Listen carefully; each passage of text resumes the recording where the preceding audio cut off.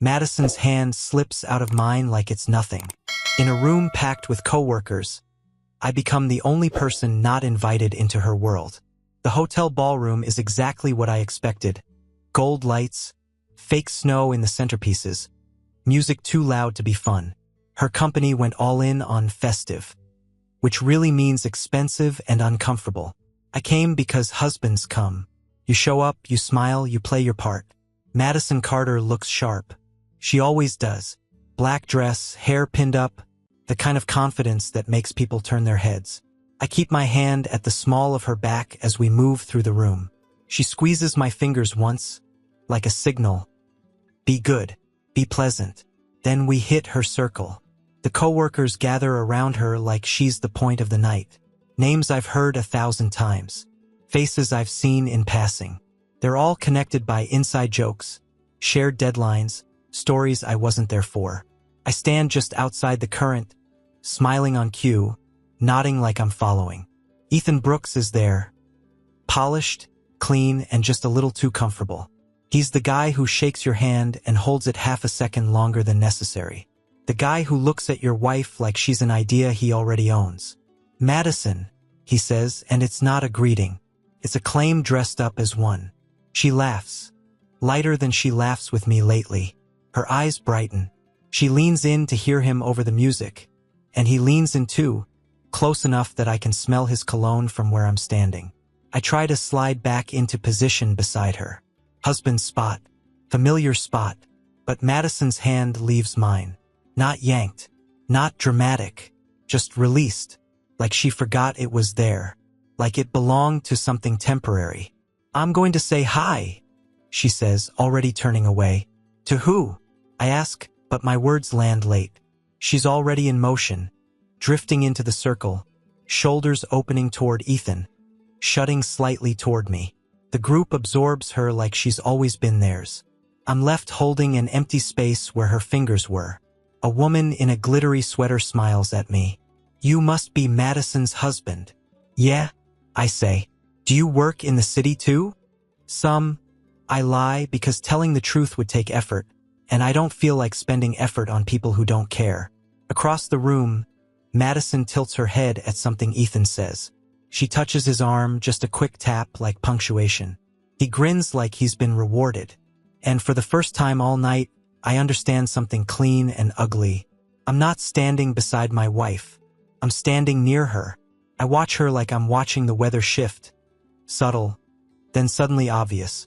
Madison's body language changes around Ethan. It's not just laughing. It's how she angles herself. How she doesn't check where I am. How her smile stays on him an extra beat. Like she's letting it sit. He says something and she drops her chin, laughing into her drink. He leans closer. Too close for a coworker.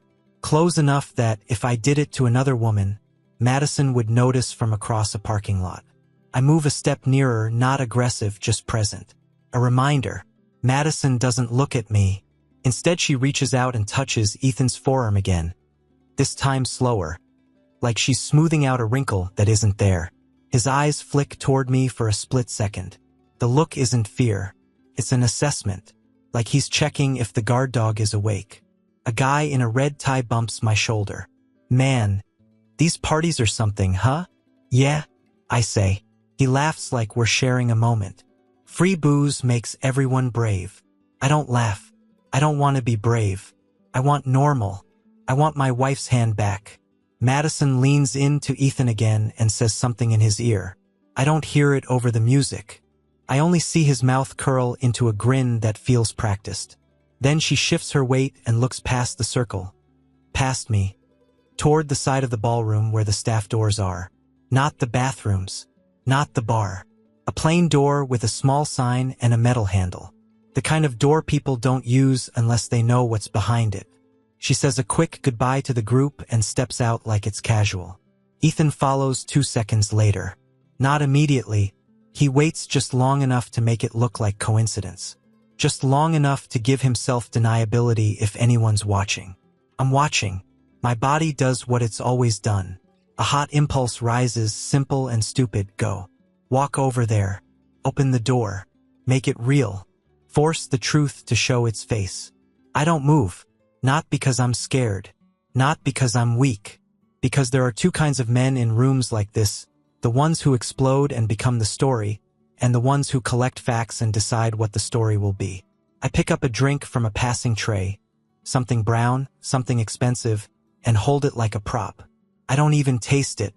I just need my hands busy so nobody can see the tension in them. A woman from HR I've seen in Madison's office photos asks, "Are you having fun?" "Sure," I say, smiling with my mouth only. Madison loves these things. "Where'd she go?" "Just stepped out," I say. Probably a call. Polite lie. Clean lie. The kind people accept because it keeps the music playing. My eyes stay on that door. The seconds start stacking in my head like coins. I count them anyway. I don't know when counting turns into a ritual, but it happens fast. 5 minutes. 10. People rotate around me like I'm furniture. I nod. I smile. I answer questions with words that don't mean anything. My drink stays full because I'm not actually drinking it. 15 minutes. A guy with a lanyard asks where I'm from. I tell him around. A woman with too much perfume tells me Madison is such a star. I agree because disagreeing would sound like weakness and agreeing costs nothing. Teen. The door doesn't open. No movement. No sign she's about to come back. 20. At 21 minutes, the door finally swings and Madison steps out first. Her hair is slightly off, one pin doing a different job than it was doing before. Lipstick isn't where it started. Not ruined, just shifted, like she forgot she was wearing it. She moves with that careless, tipsy confidence that only shows up when someone feels untouchable, like she's been laughing at something private and it's still on her skin. Ethan follows a moment later, smoothing his jacket like he's resetting himself. He doesn't look at me this time. He looks down like the floor has something interesting on it. Madison's eyes find mine. She doesn't flinch. That's the part that hits hardest. There's no panic, no guilt. Just look like there you are, like I'm late to my own life. "Hey," she says, sliding right back into my space. Her hand brushes my arm like she's reclaiming property. "Why'd you wander off?" I stare at her for half a second longer than normal. Her breath smells like champagne and something sweeter underneath. Her pupils are a little wide. "I didn't," I say. She laughs, soft and dismissive. "You were nowhere. Come here." Then she tries to kiss me. Not a big kiss.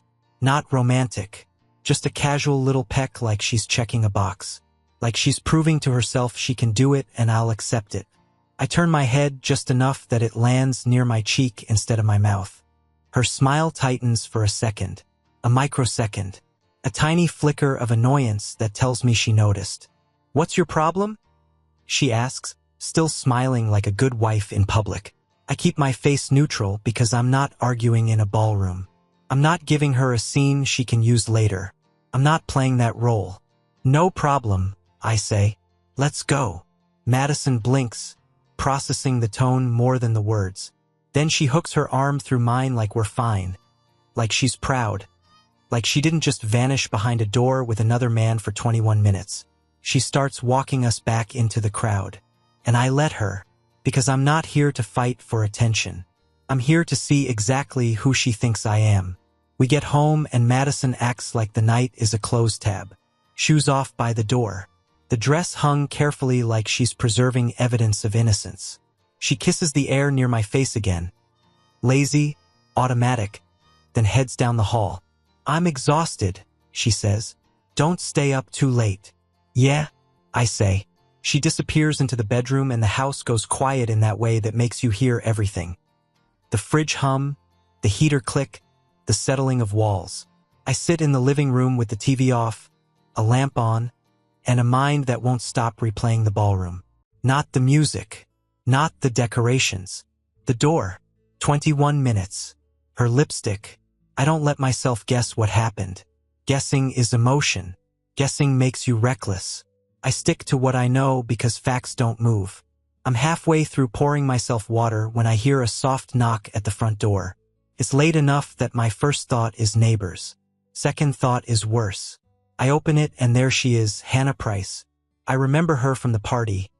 Quiet, HR assistant vibe, standing near the edge of conversations like she's used to being ignored. She held a clipboard for part of the night like it gave her somewhere to put her hands. Now she stands on my porch in a plain coat, hair tucked behind her ear, face pale with decision. Sorry, she says. I know this is weird. It is, I say. What's going on? She swallows, eyes flicking past me into the house like she's checking whether Madison is awake. She shouldn't have done that, Hannah says. Not like that. My chest stays still. My voice stays even. Done what? Hannah pulls her phone out with both hands, like it's heavier than it is. I wasn't trying to spy, she says quickly. I was filming because Ethan's been a problem. People complain. HR doesn't move unless there's something concrete. She unlocks her phone, taps twice, then holds it out to me. I caught it, she says, and I can't unsee it.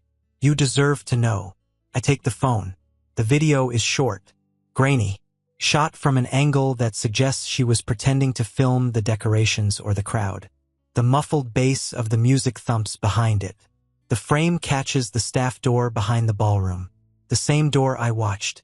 Madison slips through first. Ethan follows. They pause just inside, half hidden. Madison turns toward him, close enough that their faces blur into one shape. Her hand goes up to his collar like she belongs there. He leans in and the camera catches the motion, intimate, confident. Then audio clears for one line. Madison's voice, warm with amusement, says, "He won't even notice." She says it like a brag. Like I'm not a man. Like I'm furniture. Like my loyalty is a feature she can exploit. I stare at the phone until the video loops and plays again. Hannah watches my face like she's bracing for an explosion. I don't give her one. I hand the phone back carefully. Do you have this saved? Ask. Yes, she says. And there's more I didn't send. I didn't know if I should. Send it, I say. To me. Hannah nods, relief and fear mixing in her eyes. Okay, I will. Why are you doing this? Ask. She hesitates, then looks down. Because men like him keep getting away with it. And women like her. She stops herself. Because you looked alone. That last word lands harder than it should. Hannah steps back. I'm sorry. I really am. I close the door and lock it. Then I stand in my living room with the lamp light on my hands, and I realize something simple. I'm not guessing anymore. I'm holding proof. And proof doesn't raise its voice. Morning doesn't fix anything. It just puts daylight on it. I'm already up when Madison comes into the kitchen. She's barefoot, hair messy, wearing one of my shirts like she's borrowing comfort from a man she didn't respect 12 hours ago. She moves like the house is safe, like the night didn't leave a mark. Morning, she says, bright and casual. She opens a cabinet, grabs a mug, starts the coffee machine like it's a normal Tuesday. I watch her hands, steady, unbothered. Did you sleep? She asks. A little, I say. She hums, pours coffee, leans her hip against the counter. I feel like I got hit by a truck. Yeah. Keep my tone plain. Madison smiles and takes a sip. I definitely drank too much. I barely remember half of it. There it is. The pre-built excuse. The convenient fog. She walks over and brushes my shoulder like we're a team. If I was weird last night, sorry. I don't even remember leaving your side. I don't react. No flinch. No heat. I let her commit to it. You don't remember leaving, I repeat. She shakes her head, eyes wide in a way that's meant to look innocent. No, I remember the speeches, the dancing, and talking to people. And then nothing. Honestly, I'm kind of embarrassed. I take a sip of my own coffee. Tastes like routine. Who were you talking to the most? Ask. Madison shrugs. Everyone. You know how those things are. Ethan was there. Her mouth tightens for a fraction of a second before she recovers. Ethan? Yeah, sure. He's always around. Why? No reason, I say. Just asking. She nods like that's normal. Like it's safe. Like my calm means forgiveness. Her phone buzzes on the counter. One vibration, not loud, but it cuts through the kitchen like a knife. Madison glances at the screen and something drains out of her face. Her posture shifts, shoulders slightly up, chin slightly down. The confident morning wife disappears and something wary steps in. I don't need to see the message to know it matters. She turns the phone over fast, like hiding the screen will rewind time. What's that? Ask. Work, she says too quickly. I set my mug down gently. It's early for work.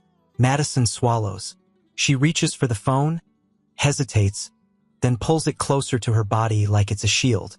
I keep my voice level. Madison. She forces a laugh that doesn't land. It's nothing. I don't move. I don't raise my voice. I let the silence do the heavy lifting. Her eyes flick up to mine, and for the first time since the party, I see it. Fear. Not fear of losing me. Fear of being caught. The phone buzzes again. Another message. This time her hand shakes just a little. I already know who it is. Hannah. I lean forward slightly, like I'm giving her an opening instead of a threat. I'm going to ask you something, I say, and I want you to answer it slowly. Madison's lips part, then close. She looks trapped between two versions of herself, the wife in my shirt and the woman in the video. Okay, she whispers. Do you still want to pretend you don't remember? I ask. Or do you want to tell me what actually happened when you let go of my hand? Madison's eyes dart to the phone like it's a live wire. I don't know what you're talking about, she says. Her voice is calm on top, but there's panic underneath it, like a bad actor trying to hold a mask in place with weak hands. I haven't pressed it yet. I let her settle into the lie so she can't claim later she misspoke. You left my side, I say. You went to the door behind the ballroom. She shakes her head, almost laughing. No, I went to the bathroom at one point. That's it. Not the bathroom, I say. That door. The one the staff use. Madison frowns like I'm being unreasonable, like I'm accusing her of stealing office pens. Why are you doing this? You're acting paranoid. I stare at her. Still, no emotion, just presence. How long were you gone? Ask. I wasn't gone, she snaps, then catches herself and softens it. Babe, I told you I don't remember half the night. I was drunk. That's the pivot, confusion as cover. Memory gap as permission to rewrite. I nod once, slow. I remember. She folds her arms. Okay, then tell me what you think happened. I don't bite. I don't give her the satisfaction of framing this as my imagination. I'm stating facts, I say. 21 minutes. Her mouth opens, then closes. She blinks hard, buying time. I don't know where you're getting that, she says. You're making it up. No, I say. You used the same door. You came back the same way. Your hair was off. Your lipstick moved. Madison's face tightens at the details. Not because they're cruel, because they're accurate. You're psycho right now, she says louder. You're inventing things. Keep my tone flat. Give me your phone. The air changes. Instantly. What? She says like she didn't hear me. Your phone, I repeat. Hand it to me. Madison pulls it closer to her chest like it's instinct. No.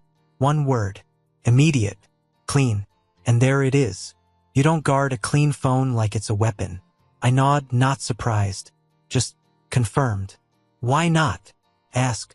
Because you're not going to control me? She says, voice rising, grabbing at a new story. Because you're being insane. I step back from the counter. Not to punish her. Not to threaten her. To separate myself from the reality she's trying to sell. Got it? I say quietly. That's your answer. Madison stares at me, breathing fast, waiting for me to escalate. Waiting for me to turn into the kind of husband she can point at later. I don't. I just turn and walk out of the kitchen, leaving her standing there with her coffee, my shirt, and the first real lie she chose on purpose. I don't storm off. I don't slam a door. I sit in the living room like I'm taking a meeting. Madison follows a minute later, phone still clutched in her hand. She stands in the doorway like she owns the space and I'm the problem sitting on her couch. Are you done? She asks. I look up at her. Sit. She laughs, sharp. No. I nod once. Then listen. I take my own phone from the coffee table. Hannah's message thread is open. The video thumbnail sits there like a quiet bomb. Madison's face shifts the moment she sees it. Not confusion. Recognition. I tap play. The living room fills with muffled music and the grainy view of that staff door. Madison appears on screen, her in the dress, moving like the night is hers. Ethan slips in behind her. They pause just inside the doorway. She turns toward him. Her hand goes to his collar. And her voice, clear enough to cut, says, "He won't even notice." Madison flinches like she got slapped. I let the video loop once more, just to remove any doubt. I didn't hear that right. Then I stop it. The silence after is heavy. Honest. Madison's eyes are wet fast, like she keeps tears on standby. "Oh my God," she whispers. Listen, that looks bad." "It is bad," I say. She shakes her head hard, hair bouncing. "I was drunk. I was being stupid. Ethan was he was flirting and You went with him behind a door," I say. "For 21 minutes. Her breath catches. She tries to recalibrate. "Nothing happened." I hold her gaze. "You want me to accept that you disappeared with him and nothing happened." Madison steps closer, hands open like she's approaching a wild animal. I didn't sleep with him. I swear. "That's not what I asked," I say. Her mouth trembles. She goes for the softer story, loneliness, distance, attention. "You've been busy. You've been checked out. And he noticed me. He made me feel desired." I finished for her. She nods fast. "Yes, and it was stupid, okay? It was stupid and I regret it. But it wasn't." "It wasn't what?" Ask. "Real? Seriously? Worth consequences?" Madison wipes her face, angry now that her tears aren't working.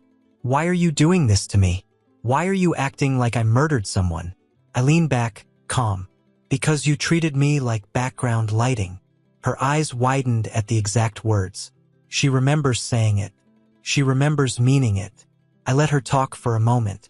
Let her spill out the packaged apology. "It was a mistake. I love you. I don't know what I was thinking. The usual." I don't interrupt until she runs out of air. Then I ask the question that cuts past performance. "Why did you think you could do that?" I say, "And I just take it?" Madison stares at me, trapped. Because the honest answer is ugly. Because the honest answer is "I thought you'd stay." And I watch her realize I'm not asking for tears. I'm asking for motivation. I'm asking for the real story. Madison sits on the edge of the couch like it's suddenly unfamiliar. Her fingers twist together, then separate, then twist again. Her eyes keep darting to my phone like the screen might change if she looks away long enough. "It was flirting," she says, voice thinner now. "That's all. I swear to you." I nod like I'm considering it, not because I believe her, because I want her to commit. "Okay," I say. "Just flirting." She exhales like she's relieved I might be buying it. She leans into the angle, tries to sound reasonable. "People flirt at parties. It doesn't mean anything. Ethan, he's like that with everyone." I let a beat pass. Then I say, "Ethan, talk to me." Her whole body locks. "What?" she asks, too sharp. "Outside." I continue. "After you came back. When you were laughing like you'd gotten away with something." Madison blinks hard. "He didn't." "He did," I say. "And he didn't act like a man who was worried about crossing a line." Her voice rises. "What did he say?" I study her face while I answer, because her reaction matters as much as the words. "He apologized," I say. "Not for doing it. For the timing." Madison's lips part. No sound comes out. I keep going, steady. "He said he didn't mean to make things awkward. Said he thought it was understood." Madison's eyes glisten, but it's not sadness yet. It's calculation breaking down. "Understood?" she whispers. I nod. "He thought we were basically done." The words land on her like a physical hit. Madison shakes her head immediately. Frantic. "No, No, I never said that. I don't raise my voice. I don't argue with the denial. I just watch her try to patch a hole that's too big to patch. He believed you did, I say. He approached me like the rules were cleared, like I was just the guy in the way until you finished with me. Madison stands up fast, pacing 2 steps, then back like movement can rearrange reality. That's not true. He's lying. He's trying to cover himself. Maybe, I say, but here's what I know. Men don't say that unless they've been led there. Madison's hands go to her hair, pulling at it, then dropping. I was venting. I might have said we were having issues. Everyone vents. Venting doesn't sound like we're done, I say. She stops pacing, faces me. Tears finally spill, but they don't soften her expression. They look like they're frustrated. I didn't mean it, she says. That's the point, I reply. You didn't mean it. You used it. Madison's mouth trembles as she tries to form a story that keeps her innocent and keeps me in the house. She reaches toward me, then stops when she sees my face isn't moving with her. I stand. Not dramatic, just final. I'm not choosing between anger and forgiveness, I say. I'm choosing between reality and the version you keep trying to sell. Madison's voice breaks. Please. I hold up a hand, calm. Not yet. And I walk past her, because I can feel the next truth coming, bigger than flirting, bigger than a door. Something built, planned, managed. Something that didn't happen by accident. I leave before Madison can spin up another version. The air outside is cold enough to clear my head. I drive without music, hands steady on the wheel, jaw set like it's holding a line. Rage is easy. Rage is loud. I don't need to be loud. I need to clean. Hannah picked the cafe near the office. Small, quiet, the kind of place where people type on laptops and pretend they're alone. She's already in a corner booth when I walk in, shoulders tight, phone face down on the table like she's guarding it. She looks up. You okay? I'm awake, I say. Show me. Hannah unlocks her phone and slides it across. This is longer. I didn't want to send it because it's worse. I don't thank her. I don't comfort her. I just hit play. The angle is the same, door, hallway, shadows. The audio is clearer this time, close enough to catch the words between the bass hits. Madison's voice comes first, amused and sharp. Don't be obvious. Ethan laughs. He's right there. And, Madison says like the question is stupid. I want to see if he notices. A pause. The kind that tells you they're both smiling. Ethan, and if he does? Madison. Then we'll know he still cares. My stomach doesn't drop. It goes flat, cold. Hannah watches my face like she's waiting for the moment I break. I don't give it to her. I replay the part twice. Not because I doubt it, because I need it burned in. When I slide the phone back, Hannah's voice is small. I'm sorry. Send it. I say. To me. Everything. She nods, quick. I will. I walk out, drive home, and the house feels different. Like it belongs to someone who used to live here. Madison is in the kitchen when I come in, hovering between defensive and desperate. I sit across from her at the table like it's a negotiation. I know why, I say. She swallows. What are you talking about? It wasn't a mistake, I say. It was a test. Her face drains. I lean forward just slightly. Did you want him to kiss you? Madison opens her mouth. Close it.